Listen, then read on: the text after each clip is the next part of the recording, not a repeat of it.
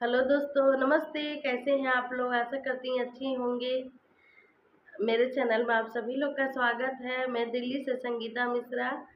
आज मैं आप लोग को सुनाने वाली हूँ हस्बैंड वाइफ का।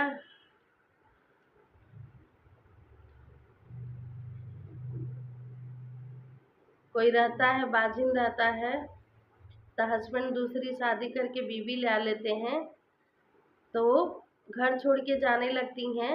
आदमी जब मनाने लगते हैं उनको कि काहे घर छोड़ के जा रही हो, तो क्या जवाब देती हैं उनको, गाने के माध्यम से आप लोग समझिए।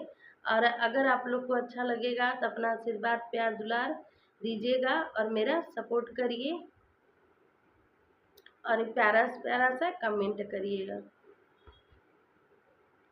हे राजा ले अइला दूसरी रानिया बजनिया काऊ करब बजनिया काऊ करबनु हो। हे राजा ले अइला दूसरा रानिया बजनिया काऊ करब बजनिया काऊ करबनु हो।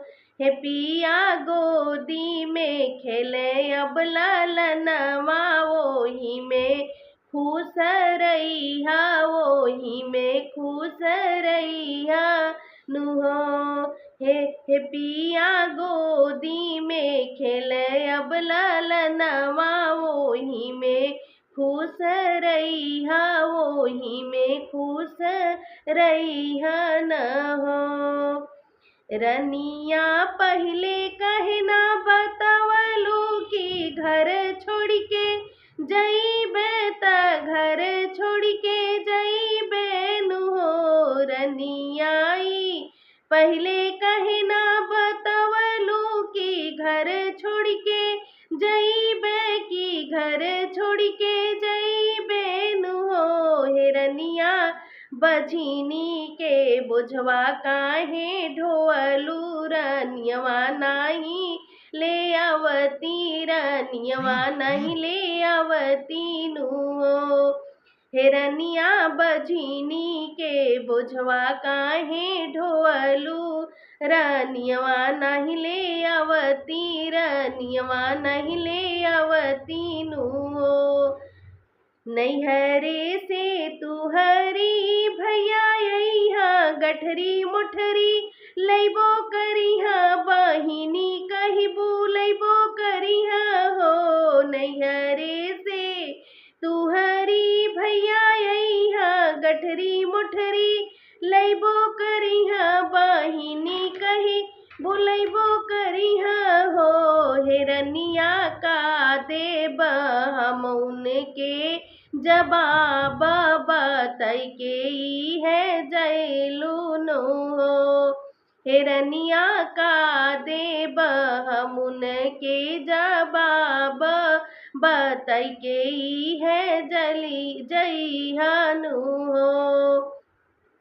हिरनिया बझिनी के बुझवा काहे झेललू रनियवा नहीं ले आवती रनियवा नहीं ले ववती नु हो। हिरनिया बझिनी के बुझवा काहे झेललू रनियवा नहीं ले आवती रनियवा नहीं ले आवती न हो। बीरना हमारे अइबो करिहा यारी दुआरी तक बो करिहा बहिनी गैली पुछबो करिहा नु हो। बीरना हमारे अइबो करिहा यारी दुआरी तक बो करिहा बहिनी कहाँ गैली पुछबो करिहा नु हो। हे पिया कही दिया मरी गए तोर बहिनिया खबरिया नाही भेजली खबरिया नाही भेजली नु हो। हे पिया कही दिया मरी गए तोर बहिनिया खबरिया नाही भेजली खबरिया नाही भेजली नु हो।